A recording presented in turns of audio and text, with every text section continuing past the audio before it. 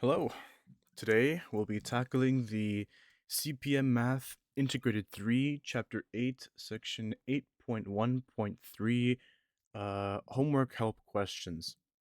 Here, the first question, we have 8-48, and it says, let me zoom this in. Write a polynomial equation for the graph that passes through the point -1, 60 and has x-intercepts at -4, 0, 1, 0, and 3, 0. Let's begin solving.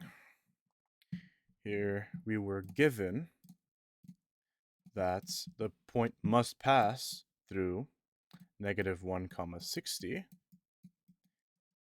and already passes through, let's see again, -4, 1, and 3. That would be -4, 1, and 3.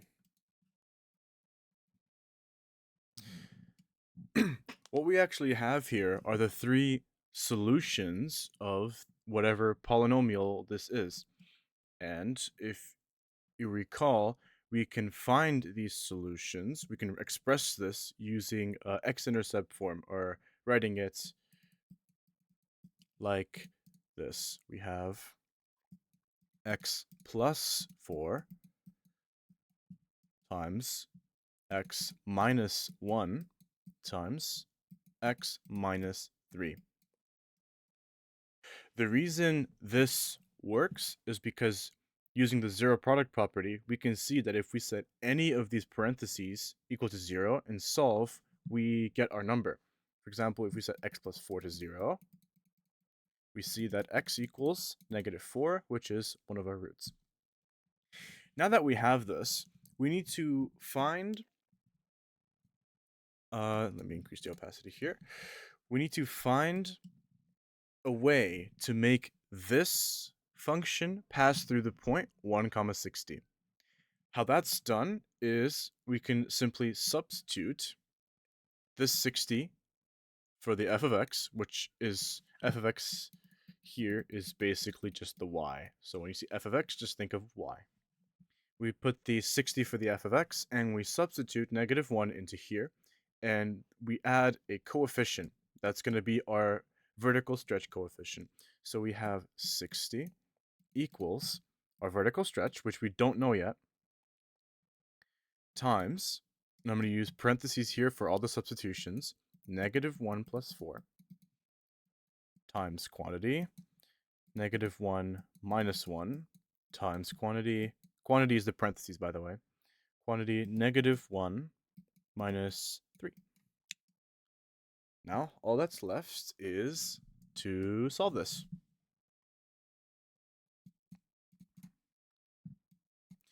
This first parenthesis simplifies to 3.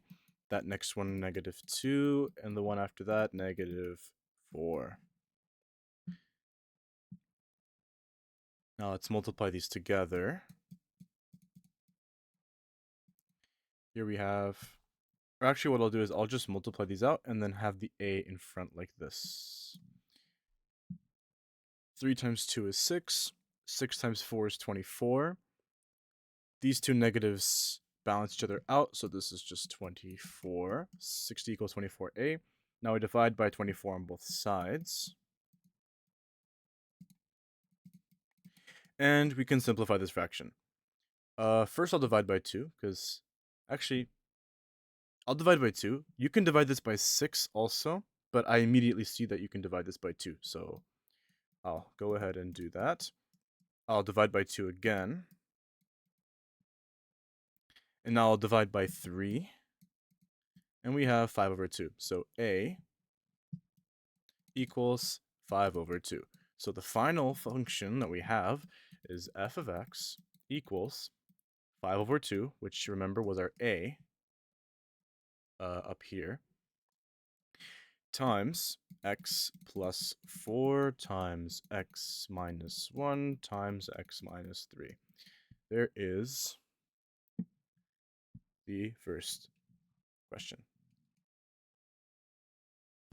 All right, I've gone ahead and moved this up to 849, and here we are. Consider the quadratic equation x squared minus 10x equals negative 29. Our first part A is asking us, is x equals 5 plus 2i a solution to the equation? How can you be sure without solving?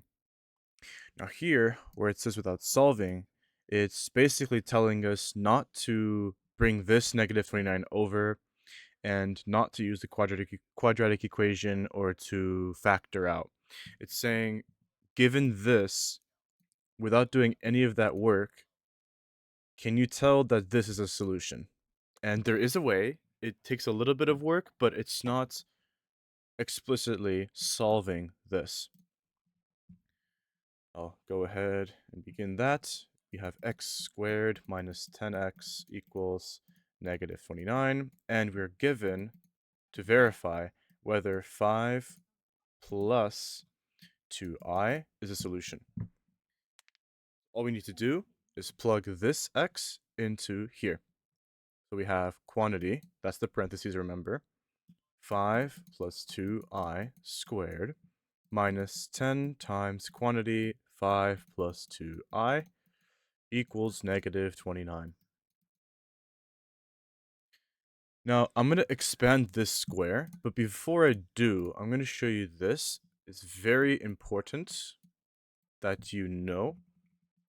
You'll be using this a lot. It's a very nice shortcut, but calling it a shortcut is way underselling. I use this all the time. So if you have something like a plus b squared, you can create this box. A times a is a squared, a times b is a b, a times b is a b, b times b is b squared. You see that two of these boxes have the exact same value.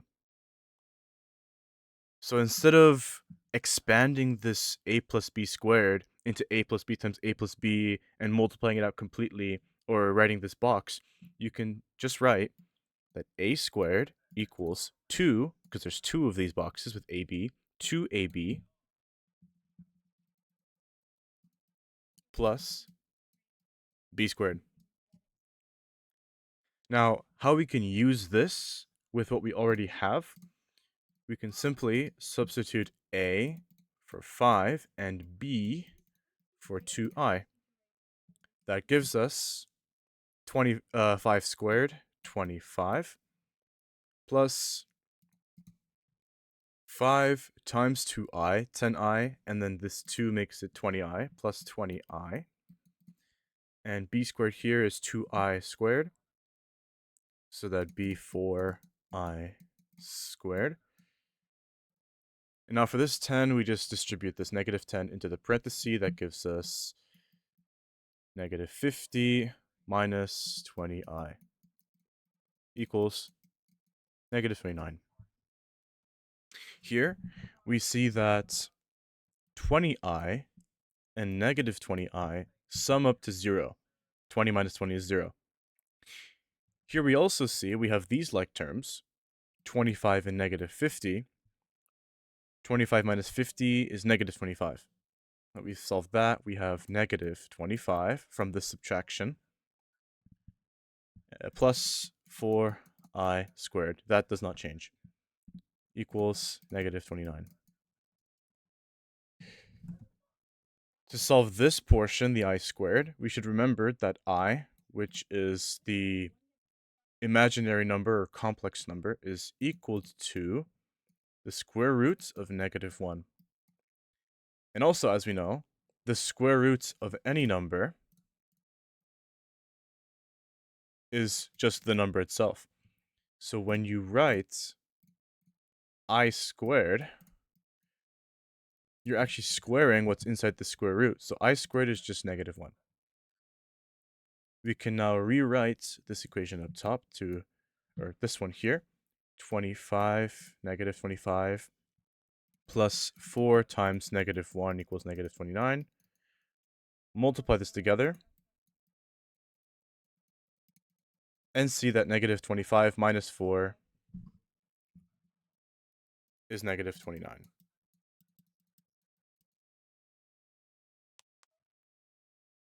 Nice. On to part B. It says, without solving, again, just like before, predict another solution to the equation. And it's then asking us to verify it by plugging it in. For this one, I'm going to use the quadratic formula, but I'm not going to actually use it to solve. I'm just going to show how we can use the form of the quadratic formula to figure out what our next solution is. So here, I'll write out the quadratic solution. X is equal to negative b plus or minus the square root of b squared minus 4ac all over 2a. And if you're wondering how I memorized that, just look up the quadratic formula song. It's awesome. I have that song drilled into my head. Here in the numerator, we see that we have negative b, which is our real portion, plus or minus our discriminant, square root of negative square root of b squared minus 4a.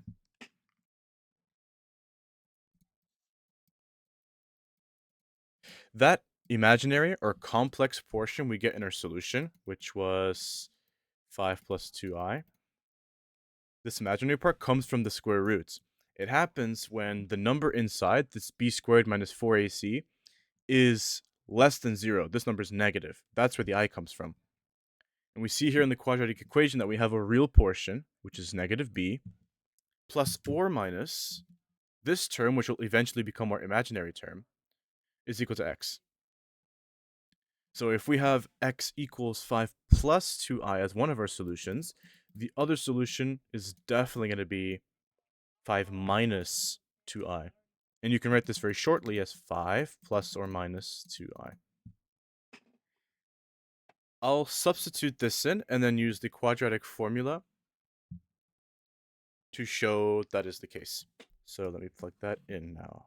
We have quantity 5 minus 2i squared minus 10 times quantity 5 minus 2i, and that all equals negative 29.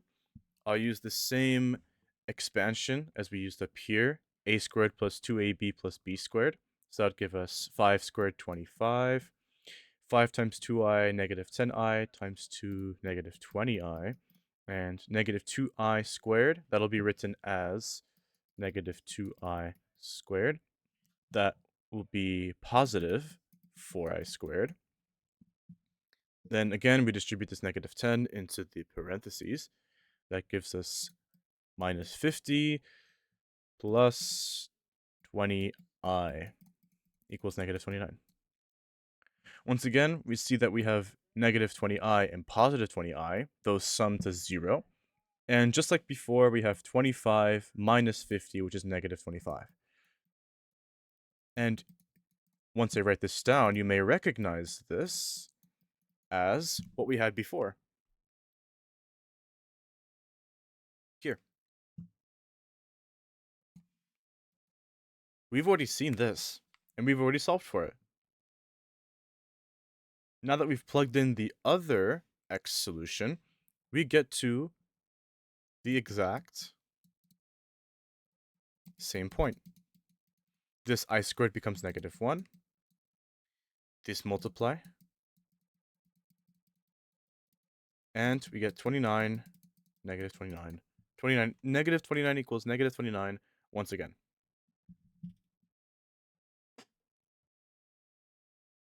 Now to use the quadratic formula to show why this works. So we were originally given x squared minus 10x equals negative 29. Now to solve this using the quadratic equation, I need to bring this over. Remember, the question didn't ask you to do this. I'm only showing this to show that they are the solution and where that plus or minus comes from, to make it extra clear where that plus or minus comes from. Equals 0. Here we have a equals 1, b equals negative 10, and c equals 29. So when writing the quadratic equation, we have x is equal to negative, and always when you substitute, use parentheses. X is equal to negative 10 plus or minus the square root of negative 10 squared minus 4 times 1 times 29. This is the a, the c, all over 2 times our a, which is 1. Negative 10 becomes just 10, plus or minus 10 squared, negative 10 squared is 100, minus 4 times 29, I think, is 116, if I'm not mistaken. Yes, 116.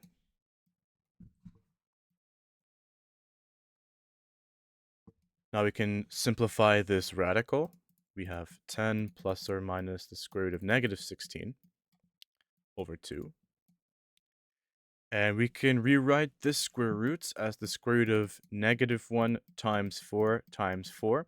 And the reason I do that is because when you have a square, you can pull it out. So this will become 4 square root of negative 1, which becomes 4i. I'll write that here again. 10 plus or minus 4i over 2. And because this numerator has two terms, to make it extra clear, we can separate it into 10 over 2 plus or minus 4i over 2. And we just divide both. So that'd be x equals 5 plus or minus 2i.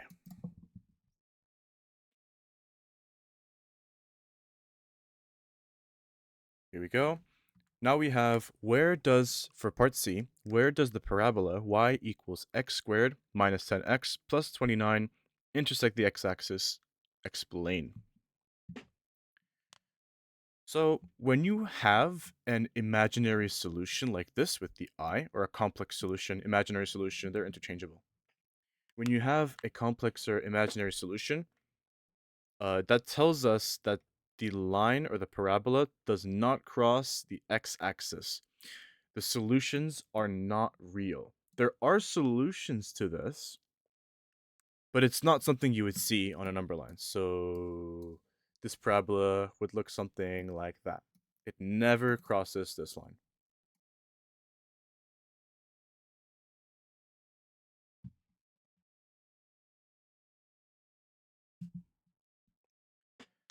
Okay. For each of the following polynomial functions, state the degree, list the coefficients, and then label them a0 through an. Refer to the example in the math notes box in 8.1.1 of the polynomial. Okay. So here we'll look at the first one. P of x equals 6x to the 4 minus 3x to the cube plus 5x squared plus x plus 8. We know that the degree of a polynomial is its highest exponent. Here, because this is written in standard form, with the coefficient, the variable, and the exponents are going in descending order, this is in standard form, we know that this 4 here is the highest exponent. So this entire thing has a degree of 4. Now, when it talks about listing the coefficients, it's just talking about the numbers that are next to each of these variables. So the coefficients of these would be 6, negative 3. When there's a minus sign, you include it with the number. Positive 5. And this one's tricky. 1. Can't really highlight that. It's fine. When there's no number there, there's an invisible 1. And finally, 8. Now I'll quickly write these down.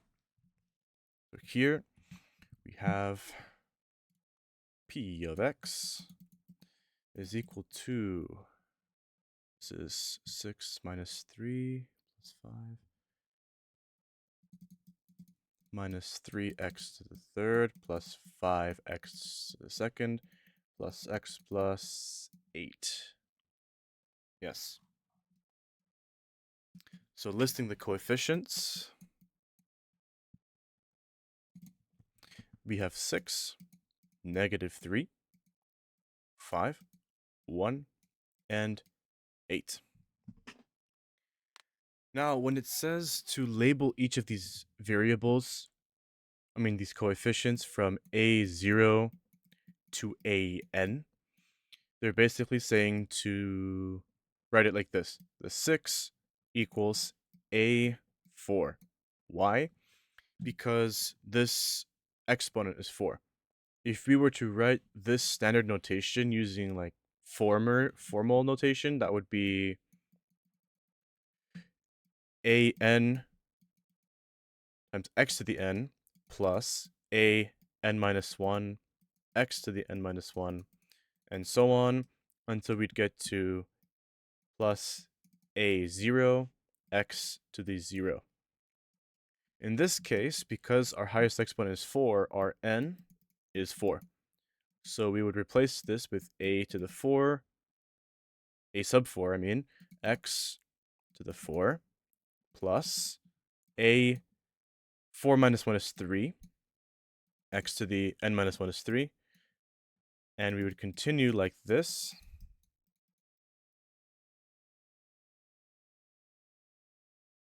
until we finish the whole thing. And of course, x to the 0 here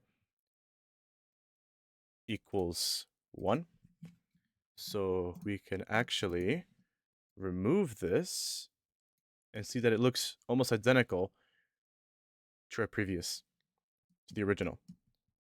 With this in mind, we can now say that the 6 here is a4, the negative 3 is a sub 3, and when I say sub, that I'm talking about the subscript. 5 equals a sub 2. 1, remember that invisible 1 here, equals a sub 1. And 8 equals a sub 0.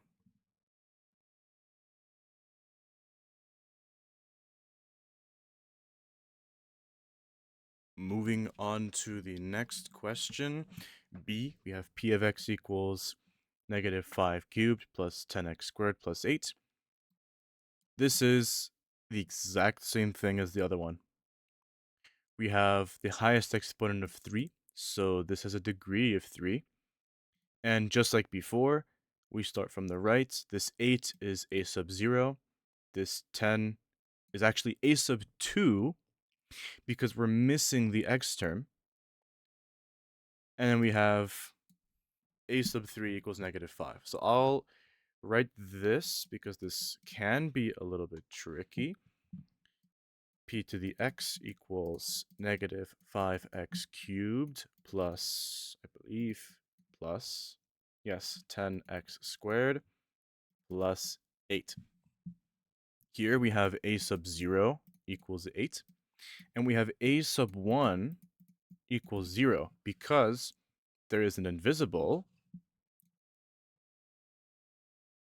There's an invisible 0x to the first power here. So always when you're labeling it from 0 to a sub n, you should include even the ones that are 0. So a sub 0 equals 8, a sub 1 equals 0, a sub 2 equals 10, and a sub 3 equals negative 5. And of course, when we're listing the coefficients, we have negative 5, 10, 0. You may not have to include the 0, but I do it anyway. And 8. Right, on to question C. Here we have p of x is equal to negative x squared plus x. And just like before, we have coefficients of negative 1 and positive 1. I'll quickly write all of that down. P of x is equal to negative x squared plus x. The coefficients here would be negative 1 and positive 1. And we have here a of 0 equals 1 for this one, this imaginary one here. And a of 1 is equal to negative 1 for this negative 1 here.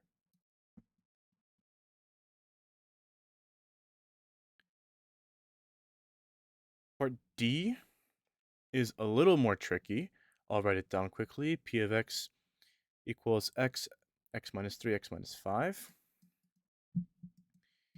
p of x equals x minus 3, x minus 5. So all we have to do here is multiply everything together.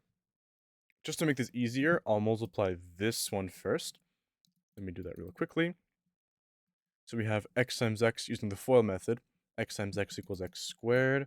That would be negative 3 times x, which is negative 3. Negative 5 times x, which is negative 5. And then 15. These are x's. And that would simplify to x squared minus 8x plus 15. And now when we multiply this x into each of these, we have x cubed minus 8x squared plus 15x. Here we see once again that 3 is our highest exponent, so this has a degree of 3. It has coefficients of 1, negative 8, and positive 15. And don't forget the imaginary 0 here, because this is technically x to the 0 and 0. Now in this case, a sub 0 would be 0, a of 1 would be 15, a of 2 would be negative 8, and a of 3 is 1. Thankfully, these next two questions are really simple. Deceptively easy, I'd say. So, for this question, it only has one coefficient. 1. So I'll write that down.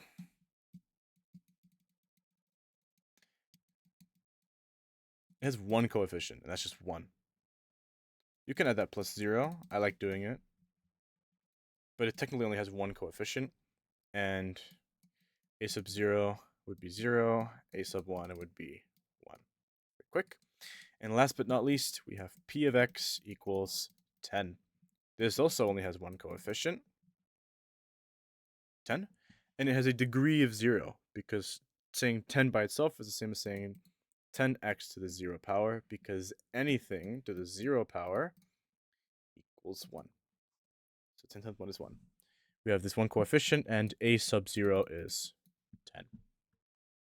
Nice and easy. Alright, I've gone ahead and moved over to the next question, 8051. It's saying solve each of the following equations. I'll do each of these separately here. First, we have a 2 times quantity x minus 1 squared equals 18. And let me write that down. 2 times quantity x minus 1 squared equals 18.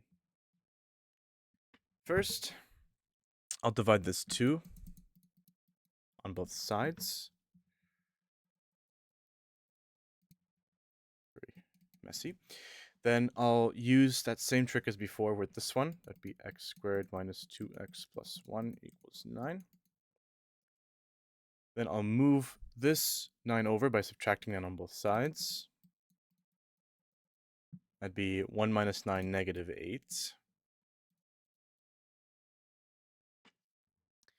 And I think we can factor this here. Yes, we can.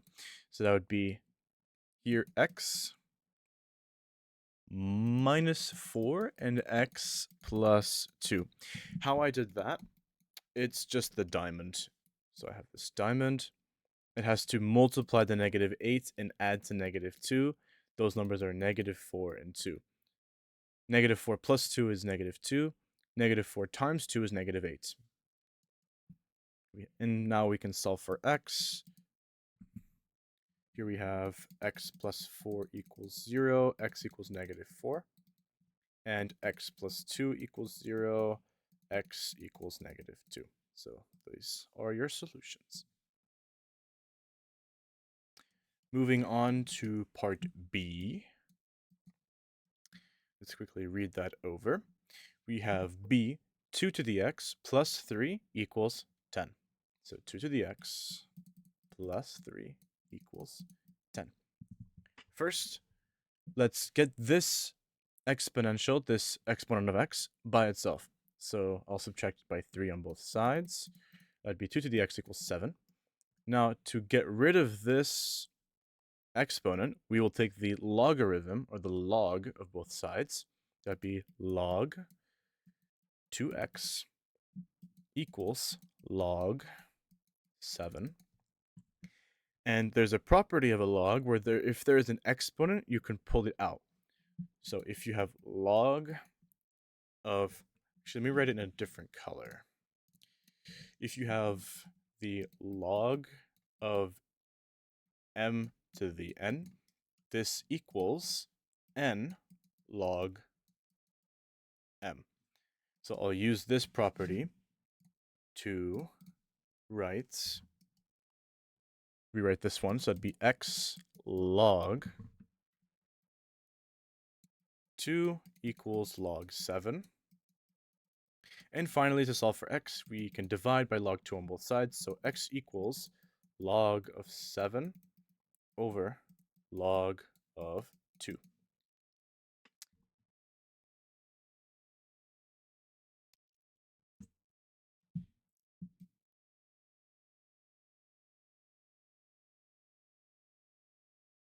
Let's move on to the next question, 52. Alrighty. Denise's computer is infected with a virus that will erase information from her hard drive. It will erase information quickly at first, but as time goes on, the rate at which information is erased will decrease. In t minutes after the virus starts erasing information, 5 million times quantity 1/2 to the t bytes of information will remain on the drive. Part A. Before the virus starts erasing, how many bytes of information are on Denise's drive? Let's first write this expression as a function to make it easier to work with later. So we have f of t, where t is in minutes,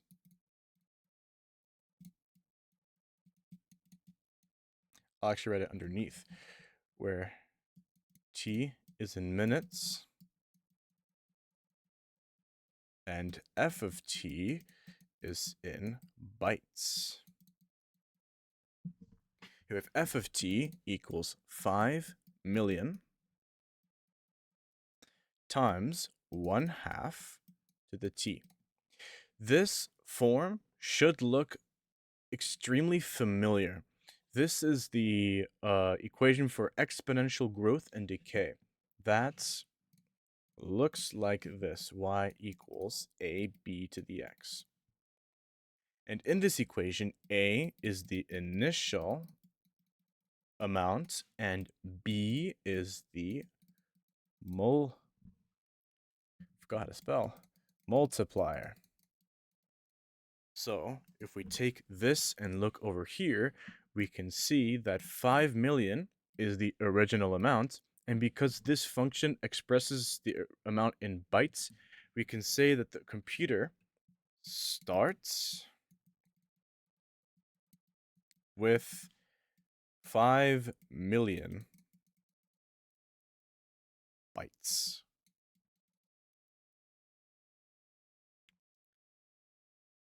Part B. After how many minutes will there be 1,000 bytes of information left on the drive? So, to solve this, we are actually given what f of t is. We are given that f of t equals 1,000. Why? Because f of t represents the amount of bytes that are remaining in the computer after t minutes of the virus going through all the information. So we know that some value of t, when plugged into this function, gives 1,000. Now that we know that this f of t is 1,000, we can say 1,000 equals 5 million quantity 1/2 to the t. To solve this, first let's isolate this exponential term. We'll divide by 5 million on both sides of the equation. And I'm going to go ahead and simplify it also. So 1, 2, 3, 1, 2, 3. That would be 1 over 5,000 equals 1/2 to the t power. Then we take the log of both sides to deal with this t. That'd be log of 1 over 5,000 equals, and remember that property for logs, t log 1/2. Now I'll divide by log t on both sides to get t by itself. So t, I'll just flip it also. T equals log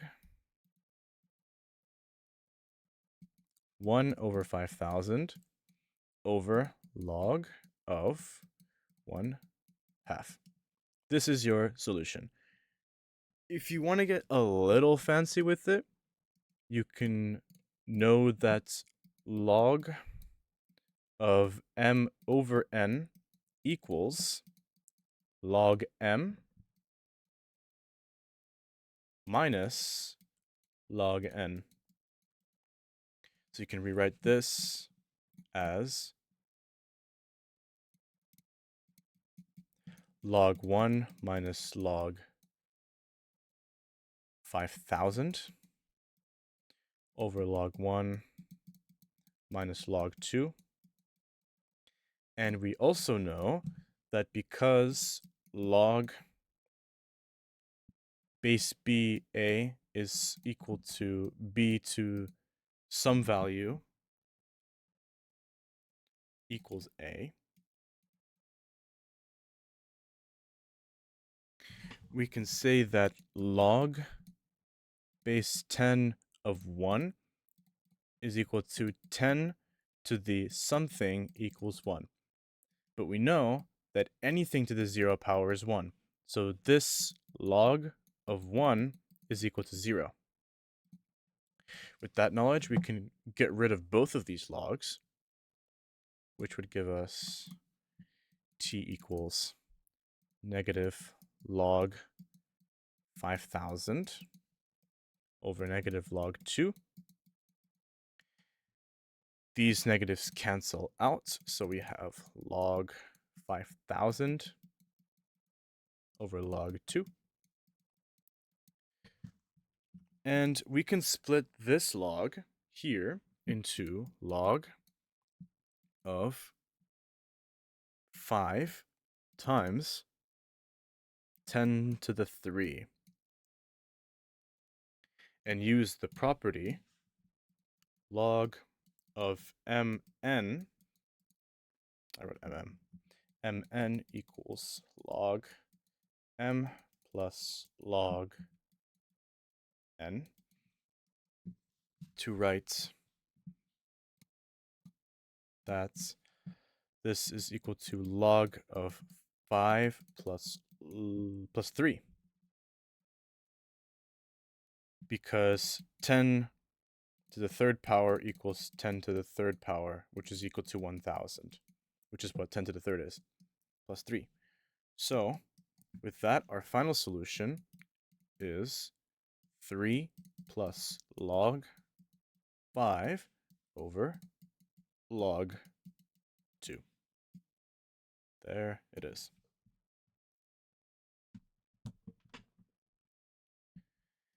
Finally, let's look at the third question. At which point or when will the hard drive be completely erased? This question is a little more fun because there's actually two solutions to this question depending on how you interpret it. I'll quickly go through the first and then run through the second. So we have our same function here as f of t equals, and I'll write this in scientific notation because there's way too many zeros, 5 times 10 to the 6 times quantity 1/2 to the t. If you interpret it that you need to see at which point this function hits 0 bytes, you can set f of t equal to 0 and solve this.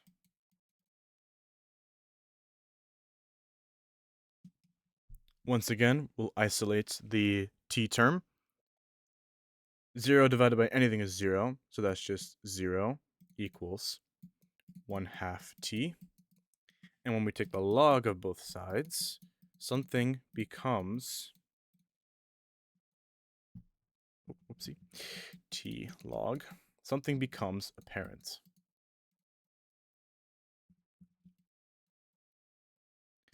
Log of 0 is undefined. How do I know this? Because I can rewrite log of 0 as 10 to some power is equal to 0. This is not possible, because even if x were 0, this would equal 1. 10 to the x will never equal 0. And because 10 to the x will never equal 0, the drive will never be empty. T is infinity, or in this case, undefined.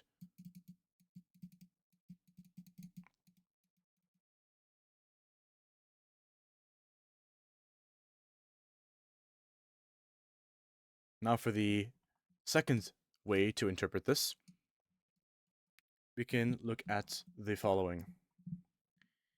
In computing, 1 byte is equal to 8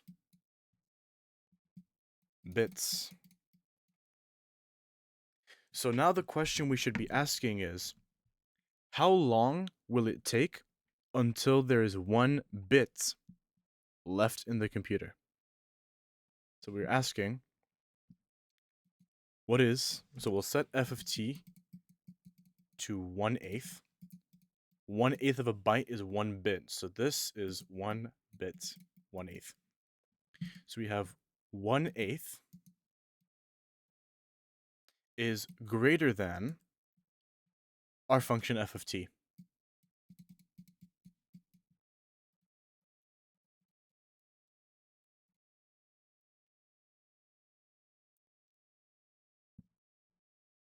Very interesting. Now I'll begin solving. First, let's isolate this t term. So that'd be 8 times 5 times 10 to the 6 over 1. Actually, I'll just multiply them together. So this would be 1 over 4 times 10 to the 7. Because 5 million times 8 is 40 million, and 40 million has 7 zeros. So it's 4 times 10 to the 7. Equals 1/2 t. We take the logarithm of both sides, log 4 times 10 to the 7 over 1 equals t log 1/2. And then we divide both sides by log of 1/2. Oh, I've been using equal signs. Silly me. This is an inequality. Now we divide log on both sides, so that's log of 4 times 10 to the 7 over 1 divided by log of 1 over 2 is greater than t. We could stop here, but I will go ahead and simplify this as best I can. Feel free to follow along, or you can skip ahead if you just want to see what I get as my final result. Or if that really doesn't matter, this would be your final answer. This is, by the way, roughly 25.25, or 25 minutes and 15 seconds. I'll quickly simplify it here. Feel free to skip ahead if you don't want to watch this. Log 1 minus log 4 times 10 to the 7. This log of 10 to the 7 can be rewritten. I'll rewrite it on the next step, actually. This would be log 1 minus log 2 greater than t.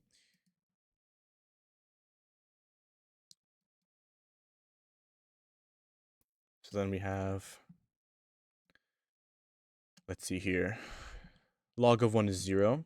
So this would be, oh, and I can rewrite log of 4 times 10 to the 7 as log of 4 plus 7.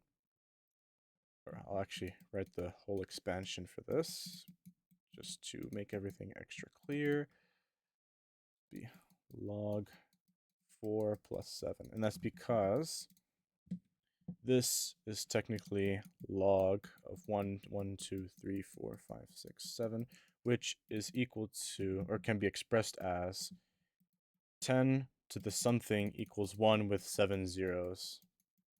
And that number, of course, is x equals 7. So here we go. Continuing with this, we have negative 7 plus log 4 over negative log 2 is greater than t. And because we're dividing by a negative here, to cancel out the negatives, we have to flip this inequality. So t is slightly greater than 25 minutes and 15 seconds.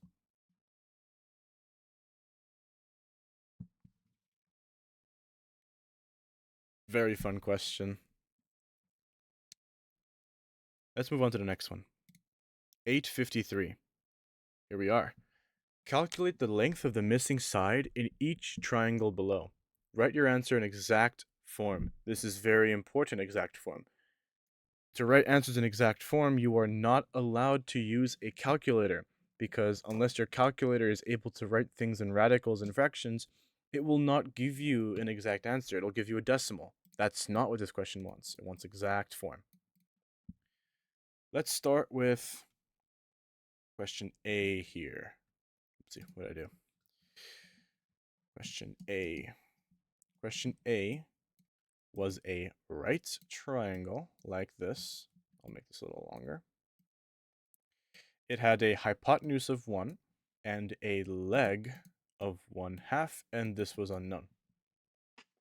Solve this. Recall that the Pythagorean theorem is a squared plus b squared equals c squared.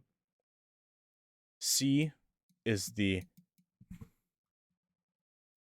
hypotenuse, and 1/2 could be either one of these legs. I like assigning it to A. So we have A equals 1/2 and C equals 1. So we have 1/2 squared plus b squared, which in this case b is x. Actually, I probably should have named it b to begin with.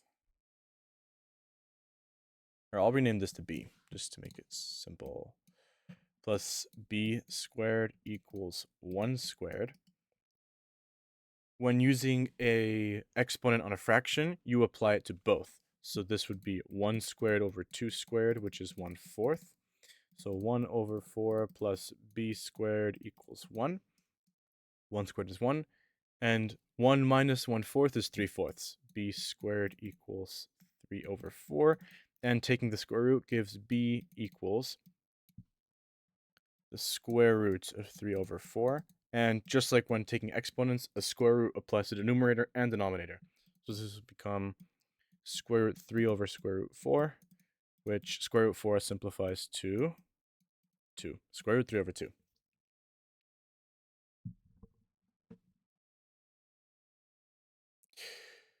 Next question, B. We are given a hypotenuse of 8 and a side length of 4 root 3.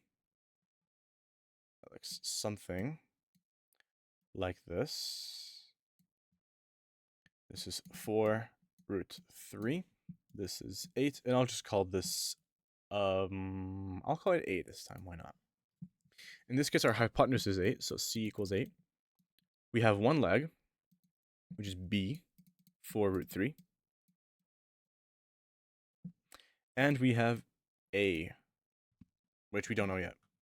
So once again, we'll write A squared plus B squared equals C squared. We have A squared plus 4 root 3 squared equals 8 squared.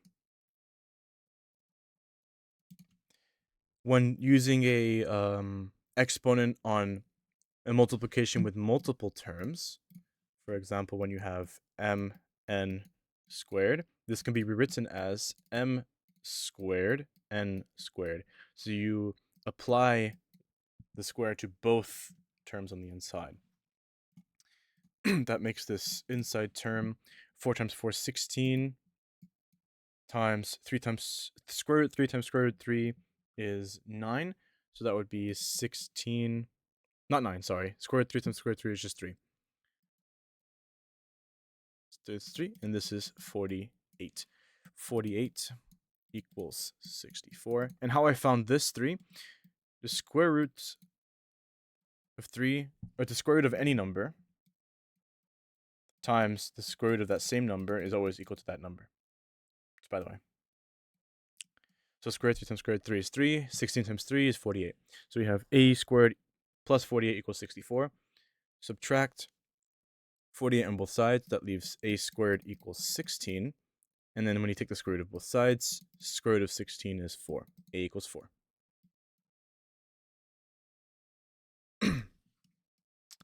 Moving on to question C. Question C, we have both legs, and they're both 6. We have this leg and this leg.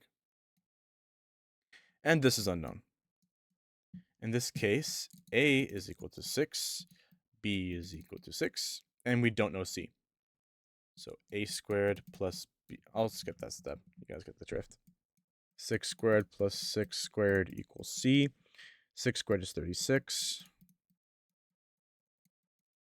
36 plus 36 is 72. Oh, sorry, squared. And the square root of 72 can be rewritten as 36 times 2. And then when you take the square root of 36, you get 6. So that's 6 root 2. So C equals 6 root 2. Last but not least, we have question D. We're given a side length of 1 and a hypotenuse of 2. I'm running out of room here. D. We're given... How did this look again?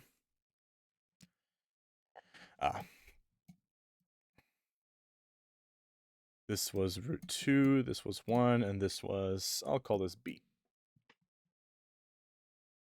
So we have C equals root 2, A equals 1, and B is unknown. So here we have A squared plus B squared equals C squared. 1 plus B squared equals, the square root of anything squared is itself. So just to rewrite that, square root of A squared equals A, because the square root and the exponent can balance each other out. That would give us 2. Subtract 1 on both sides. B squared equals 1. Square root of 1 is 1, so B equals 1. All 4 of these questions have their own cool way of solving it. For example, for question A, you could have used the unit circle to solve it. You could have identified this point was 1/2, x comma 1/2, taken the sine inverse, you get pi over 6, and then found that the cosine of pi over 6 is square root 3 over 2, which is exactly what we ended up getting as our answer here. So there's a lot of cool ways to do it. Here we are at the final question. Solve and graph each inequality.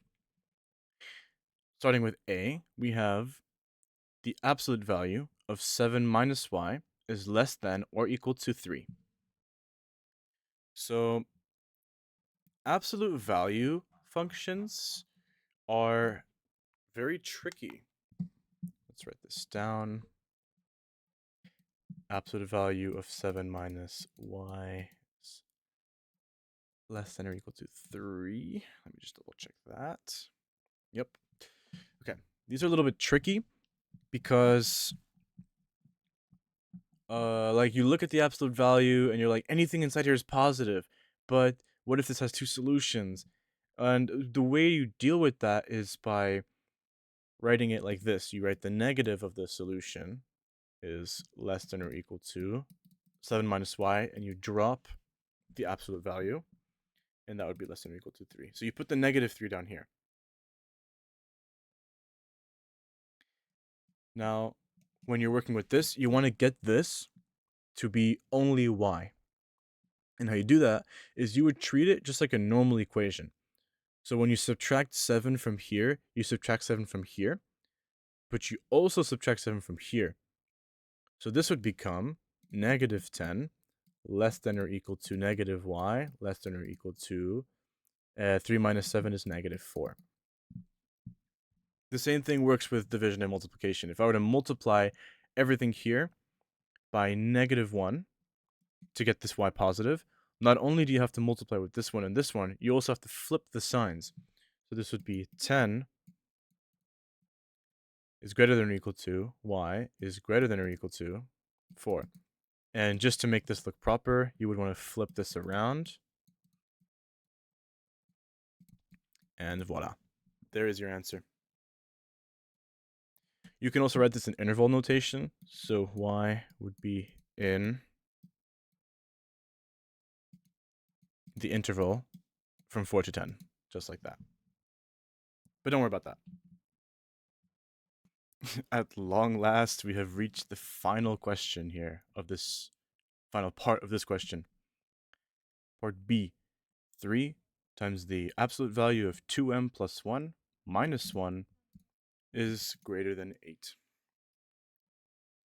Let's write this down. So we have B, 3 times the absolute value of 2m plus 1 minus 1 is greater than 8.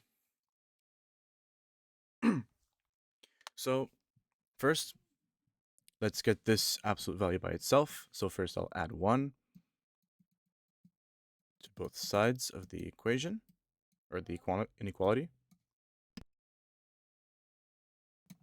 And now that I've done that, I'll divide by 3. That'll give us 2m plus 1 is greater than 3. Now, because this is using a greater than symbol and not a less than symbol, you can't use that sandwich method we were talking about before. So we have to split this into two different equations that are inequalities that we'll solve separately.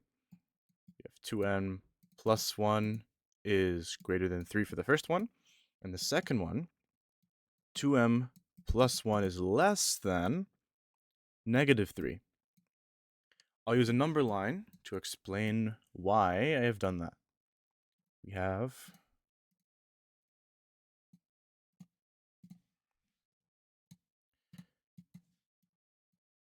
and here we are. So we have 3, 2, 1, 0. Okay. For this is first inequality, when we input a number like 4, we get 2 times 4 plus 1 greater than 3. This evaluates to 9 greater than 3, and that's correct. We are going this way. For the second inequality, we're doing something like this, where we put 2 times negative 4 plus 1 is less than negative 3. This is negative 8 plus 1 negative 7 is less than negative 3. We're going this way. And the reason that's important is because this original one is taking the absolute value of whatever you put inside. So if I were to go back up top and solve this with the negative 4, we would see that when you plug negative 4, this simplifies to absolute value of negative 7 is greater than 3, and 7 is greater than 3. It does satisfy. And we can show this here when we divide both sides by negative 1 or multiply both sides by negative 1. you write 7, and because we're multiplying or dividing by a negative, we flip the sign. Sorry, flip the sign, and it satisfies. Essentially, what we're trying to say is that the answers to this are greater than 3, and they're less than 3.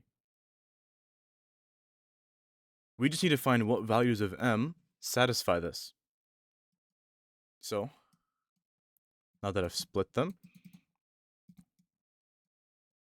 I'll solve this one first. Subtract 1 on both sides, that's 2m is greater than 2. Divide 2, you get m is greater than 1. And for the other one, we have 2m plus 1 less than negative 3.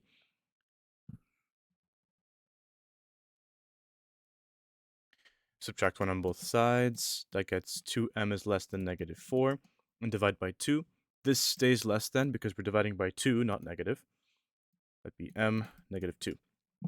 So the solutions to this are m is greater than 1 and m is less than 2. That means when we plug values that are more than 1 into this absolute value here, we get a number that's greater than 3, a number that's greater than 3, let's say 4 for the sake of this, is greater than 3, and this simplifies to 4 greater than 3. And when we plug values that are less than negative 2, we initially get a value that's less than negative 3 down here, but then when you take the absolute value of that answer, we end up satisfying the equation by getting a number that's more than negative 3. So for any answer that is more than 1 or less than negative 2, we get an answer here that satisfies the inequality. You could write this in interval notation as, let's see here, negative infinity, comma, negative 2, union 1, comma, infinity, parenthesis, like that. That basically means that it could be anywhere from negative infinity to negative 2, but not including 2. That's what the parenthesis stands for. This u is called the union. It just joins them together. And it's saying any value starting from 1, but not including 1. It's like 1.0001 and so on. All the way to infinity also satisfy it. But again, you don't really have to worry about that. This here is your solution. In the original video, I had forgotten that I had to actually graph these. So I'll go ahead and graph them now. So this first one for A, ooh, that's bad. For A, we got the solution of y less than equal to, no, 4 less than equal to y less than equal to 10. And since this equation only had a one variable, we'll be working with a number line. 1, 2, 3, 4, 5, 6, 7, 8, 9, 10, 12. 1, 2, 3, 4, 5, 6, 7, 8, 9, 10. Okay, so this first one, y is greater than 4. So I'll put that point there. And it's less than, oops, sorry, less than or equal to 10. So that's what that would look like. And for question B, we got a solution of m is greater than 1 and m is less than negative 2. Again, since there's only one variable, I'll do a number line. This would be 0, 1, 2, 3. and 1, 2, 3. Here, because m is greater than 1 but not equal to, let me label those actually 1, -2. Because m is greater than 1 but not equal to, you would do an open circle.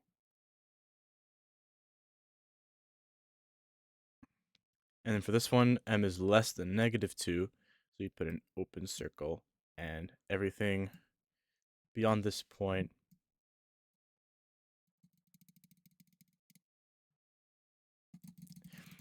you wouldn't draw these lines, these vertical lines, or these dotted lines. What you would do is you would just draw the open circle at the dot, and you'd like label it. So you'd be like this, or you'd be like that. But I'm drawing these lines just to show clearly where exactly the divide is happening. So once again, this is here is -2, this is 1. So anything here in the middle is not a solution.